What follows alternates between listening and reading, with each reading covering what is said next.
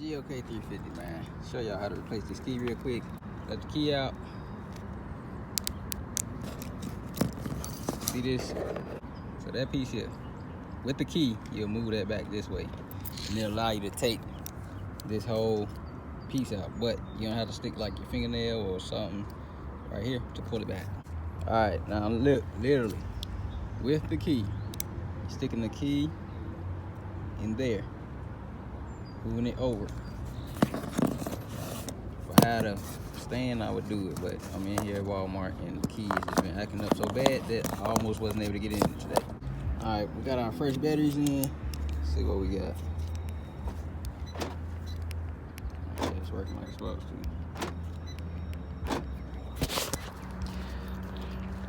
All right, putting my wife's key back in. Yeah, I just have to call her and get the tips. Hey, how you work this remote? She got some technique she uses. But yeah,